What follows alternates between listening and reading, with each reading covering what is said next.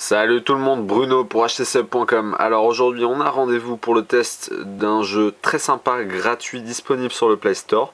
Son nom c'est Temple Run et on va voir ce que ça donne sur le HTC One X.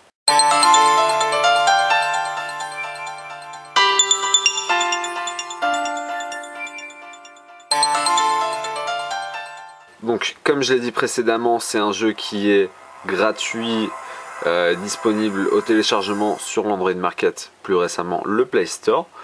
Et le concept il est assez simple, on va voir ensemble. Le but en fait c'est, vous avez une troupe de macaques qui vous court après et vous devez vous enfuir, courir le plus de mètres possible, vous échapper en gros. Et donc on va voir comment ça se présente. Voilà, ça c'est l'écran d'accueil. Le menu quoi, le bouton play pour démarrer une partie, les objectifs, les stats, le store, les options et comment avoir plus de pièces. Vous allez comprendre à quoi ça va servir. Donc au niveau des objectifs, avant de vous les montrer, voilà, j'en ai rempli déjà pas mal. Avant de vous les montrer, je vais démarrer une partie en mode tutoriel pour montrer. Voilà, toutes les parties commencent comme ceci. On a la troupe de macaques qui nous court après et il va falloir se déplacer dans des espèces de ruines interminables quoi. On dirait presque un labyrinthe.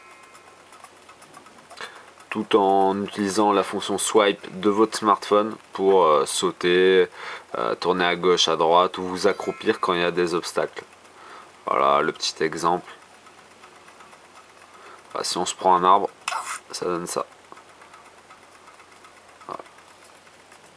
Il n'y avait pas la petite animation. Je reviens au menu. Je vais désactiver donc le mode tutoriel. Et on va vous montrer un peu les objectifs. Donc par exemple, quand vous commencez, le premier objectif c'est de courir 500 mètres. Voilà, après il y en a plusieurs que vous remplirez au fur et à mesure. Ouais, là il m'en manque encore pas mal quoi. Pour devenir champion dans ce jeu, je pense qu'il faut pas mal d'heures de jeu. On a aussi les statistiques. Voilà.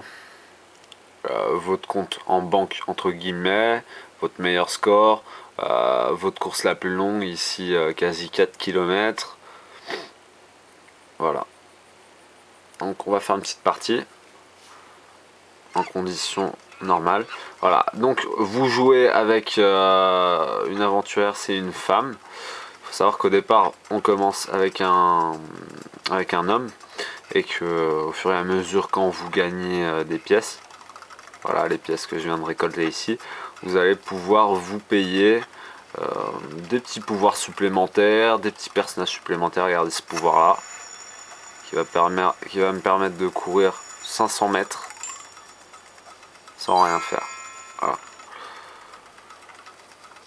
Voilà, et donc plus vous avancez dans le jeu, plus la cadence s'accélère, plus ça devient compliqué de se déplacer dans ces runes. Voilà, là je me suis pris un espèce d'obstacle. J'ai fait un score de 72 000, j'ai récolté 130 pièces. Voilà, il faut savoir que vous allez pas gagner énormément, vous allez comprendre pourquoi. Je vais aller dans le store et voilà combien ça coûte.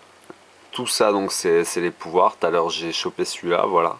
Vous pouvez l'upgrader pour 5000 pièces. Voilà, vous en gagnerez 200, 300 par partie si vous êtes assez bon. Voilà, ça prend un peu de temps quoi. Ici d'autres pouvoirs et ici les différents personnages. Voilà, ça c'est le personnage initial. Et comme vous le constatez, vous avez la possibilité de vous équiper d'autres personnages. Voilà, j'ai fait le tour du jeu. On va faire une petite dernière partie. Essayer de battre le score.